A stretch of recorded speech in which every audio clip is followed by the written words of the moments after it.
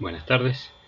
Dentro del módulo 3 de patología codo antebrazo y mano vamos a desarrollar el tema de lesiones de carpo, dentro de las cuales las más frecuentes son las fracturas de escafoides y las luxofracturas de carpo. Los objetivos de esta presentación son conocer la anatomía e irrigación del carpo, reconocer o conocer los mecanismos de producción, tener conocimiento respecto al tratamiento, las opciones de tratamiento y las eventuales complicaciones. Con respecto a la anatomía normal, repasemos los huesos que componen el carpo y la muñeca. Tenemos el radio y el cúbito. Después tenemos una primera hilera del carpo, que desde el borde radial tenemos el escafoide, el semilunar, el piramidal, el pisiforme, que es mucho más ventral. La segunda hilera se compone del trapecio trapezoide, del grande y ganchoso. Estas articulaciones, estos huesos están unidos por ligamentos extrínsecos e intrínsecos del carpo. Los extrínsecos son los ligamentos radiocarpianos y los intrínsecos son los ligamentos intracarpianos, o sea, entre cada hueso del carpo. Esta anatomía, reflejada en una radiografía de frente y normal de muñeca, nos permite imaginar dos arcos. Estos arcos se llaman las líneas de Gírula, que son las que observamos en estos gráficos, ya sea en la radiografía o en el gráfico. Cualquier interrupción que estas líneas imaginarias presenten nos hacen sospechar de una lesión intracarpiana, ya sea ósea o ligamentaria. Ahora que ya conocemos la anatomía normal de una muñeca, vamos a empezar con las fracturas de escafoides. Las fracturas de escafoides son las fracturas más frecuentes del carpo, representan el 70%. Habitualmente se presentan pacientes jóvenes entre 20 y 40 años, el sexo masculino, relacionado con el ámbito deportivo o laboral. Hay que tener en cuenta que estas fracturas muchas veces pasan desapercibidas en la radiografía inicial, sobre todo aquellas fracturas que son sin desplazamiento. Si uno pretende hacer un diagnóstico radiográfico de estas lesiones, debe esperar por lo menos a los 15 días, que es cuando el hueso o el escafoides fracturado en un intento de reparación hace una osteólisis inicial y es donde se observa el trazo de la fractura. Hay que tener en cuenta también que el escafoide es un hueso que hace seborrhosis frecuentemente. ¿Por qué hace seborrhosis el escafoide? Sobre todo por su vascularización, que es muy particular. Principalmente hace seborrhosis porque el escafoide presenta un tipo de circulación del grupo 1 de Helbermann. Esto es que su arteria nutricia es única y entra por un solo polo, que es el distal. Esto ocurre en el 70% de los escafoides. Esta arteria es una rama dorsal dependiente de la arteria radial. Por lo tanto, cuando el escafoide presenta una fractura desplazada de su cintura, el aporte sanguíneo se ve interrumpido hacia proximal del mismo. Después, tener en cuenta que el escafoide es un hueso totalmente rodeado de cartílago y no tiene inserciones musculares o tendinosas que generen un aporte secundario. El mecanismo de lesión o de producción de una fractura escafoide es similar o igual que en todas las patologías de muñeca, que es cuando el paciente cae con su muñeca y realiza el mecanismo de hiperextensión. El diagnóstico clínico de una fractura de escafoides no es complicado. Como dijimos previamente, primero hay que sospecharla. Y sospecharla en aquellos pacientes que tienen antecedentes de traumatismo con una caída en hiperextensión, que concurra al consultorio o a la guardia con un dolor o tumefacción en la tabaquera anatómica, que cuando uno palpa esa tabaquera anatómica genera dolor, presenta dolor a la movilidad activa y pasiva de muñeca. Si uno hace un test de compresión axial del pulgar, que es la imagen inferior en el gráfico, o hace una palpación del tubérculo de escafoide a nivel palmar, eso son todos signos que nos hacen sospechar una fractura de escafoides. ¿Qué estudios complementarios nos ayudan a diagnosticar una fractura de escafoides? Obviamente las radiografías son los métodos iniciales que uno pide en un consultorio o una guardia. Tiene que ser una radiografía de frente y perfil, otro frente con desviación cubital y 3/4 perfil escafoide. Son radiografías que habitualmente se ven en las fracturas desplazadas. Si estas radiografías no nos ayudan y no vemos las fracturas escafoides, obviamente podemos solicitar una resonancia en la cual precozmente podemos hacer el diagnóstico. Se observa perfectamente la línea en una resonancia o un edema a nivel del escafoide, como se ve en la imagen inferior, y por lo tanto, bueno, hacemos tratamiento.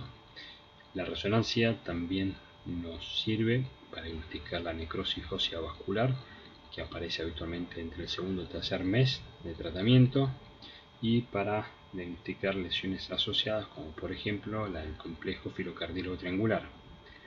La tomografía es un método útil también para hacer diagnóstico, pero se usa más en la actualidad para evaluar la consolidación.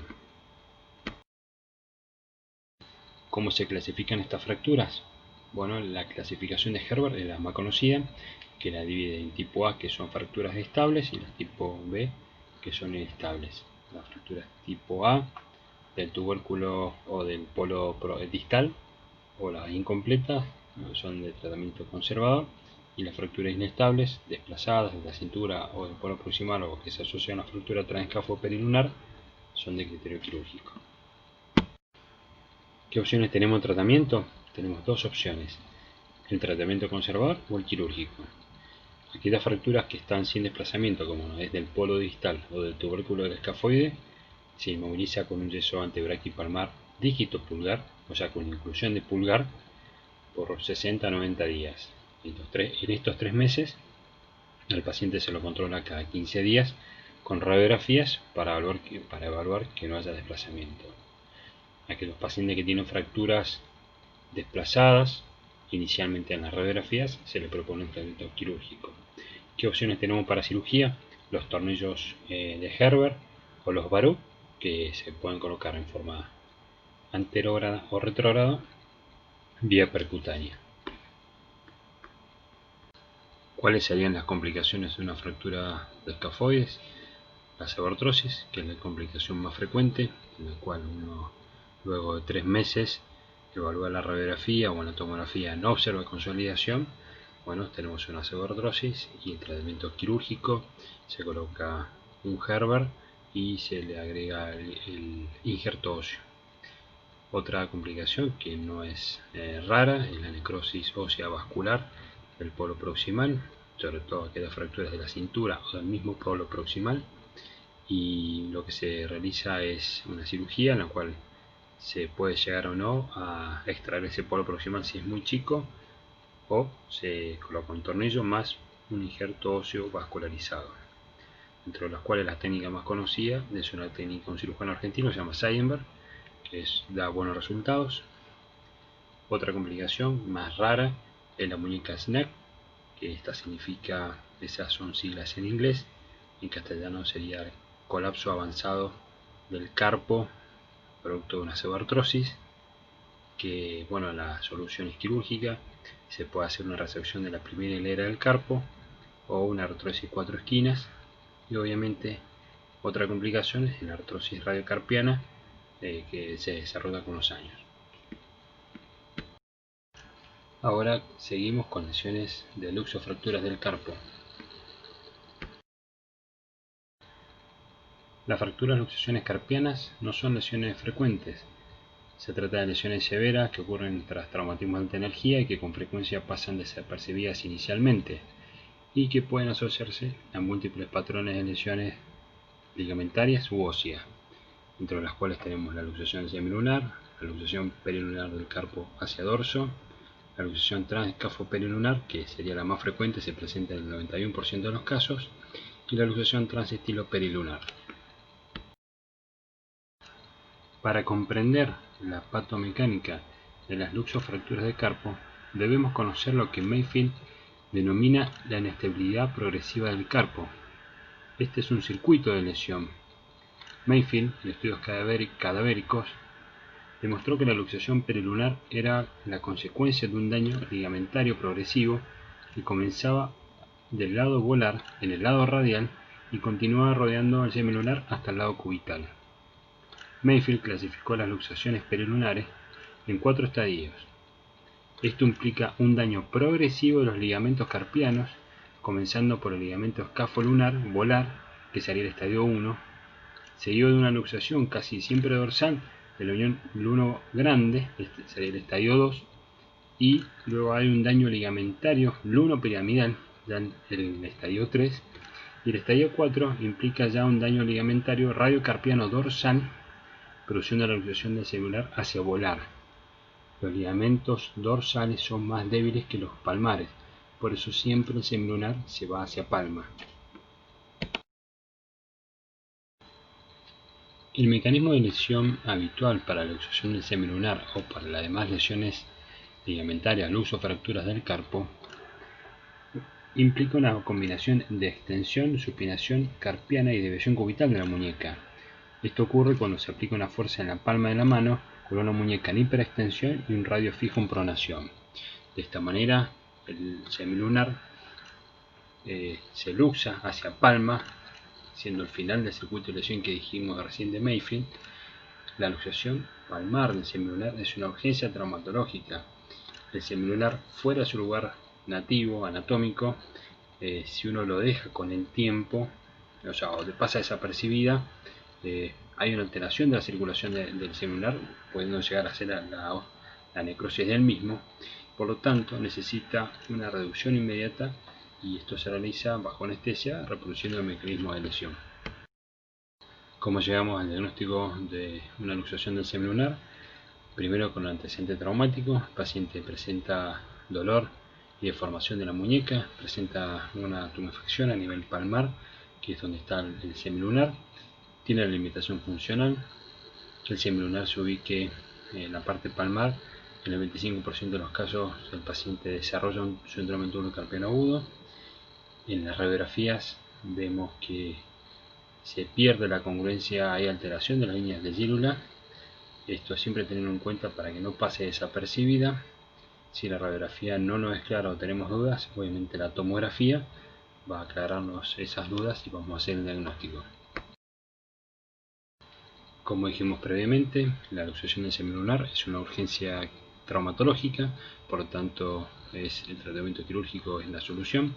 Se puede hacer de varias maneras. En la guardia lo que uno hace es, mediante maniobras específicas, reproduciendo el mecanismo de lesión, se intenta reducir el semilunar a cielo cerrado. Si no es factible, se abre, se hace a cielo abierto, se hace una herida a nivel del túnel carpiano para llevar el semilunar hacia su lugar nativo y se estabiliza con la osteodesis transitoria, como se ven en la imagen de la izquierda. Si de esa manera, si no lo podemos lograr la reducción por la guardia, se programa la cirugía, una reparación abierta en donde se puede hacer una capsulodesis dorsal, que eso es con arpones y con clavijas, y que luego de esto se inmoviliza la muñeca 8 semanas para luego de ese tiempo iniciar la rehabilitación. Las luxaciones perilunares del carpo tienen el mismo mecanismo de lesión descrito previamente, pero la diferencia es que acá el semilunar se encuentra en su lugar anatómico. Habitualmente el carpo se dirige hacia el dorso y esta luxación puede asociarse a fracturas del estiloides radial o del escafoides. Esto es lo que se llama la lesión del arco mayor. Dentro de las luxaciones perilunares del carpo, la luxación trasescafoperilunar es la lesión más frecuente. En este caso observamos una clara fractura del escafoides que junto con el semilunar se han luxado hacia volar, porque el ligamento escafolunar siguió indemne. Lo que se realiza en este caso es una reducción a cielo abierto. Se hace una incisión palmar para descomprimir el túnel carpiano, reducir los fragmentos, el semilunar y el fragmento del escafoides, para luego pasar a una osteosíntesis con ultrasonido de Herber para el escafoides y la osteodesis con clavijas. En este caso la inmovilización se mantiene hasta 12 semanas por la lesión del escafoides y luego del mismo empieza la rehabilitación. Este caso es otro ejemplo de luxación transescáfoperolunar, pero aquí observamos que hay una combinación de lesiones óseas porque tiene un pequeño fragmento en el dorso del radio que se observa en la tomografía en la imagen de la derecha, que lo que se hace es lo mismo, la reducción abierta, descompresión del túnel carpiano y abordaje dorsal para hacer la osteodesis de la parte ósea y la colocación de la osteosíntesis con el tornillo de Herbert en forma retrógrada.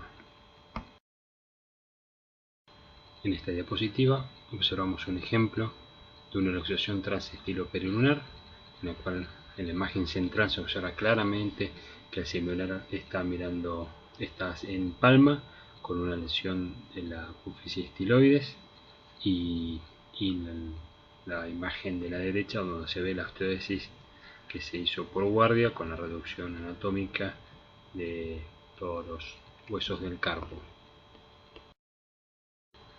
En esta última diapositiva vemos otro ejemplo de una luxación transestiloperolunar, en la cual observamos en las radiografías superiores el diagnóstico de la fractura del estiloide, la luxación del semilunar, la tomografía que confirma la lesión de la estiloides, y en las imágenes inferiores donde se hizo el tratamiento inicial con la reducción con un tornillo en la apófisis estiloide y las clavijas, la osteodesis intracarpiano.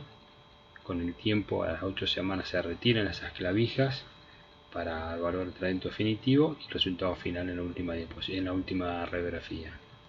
Muchas gracias.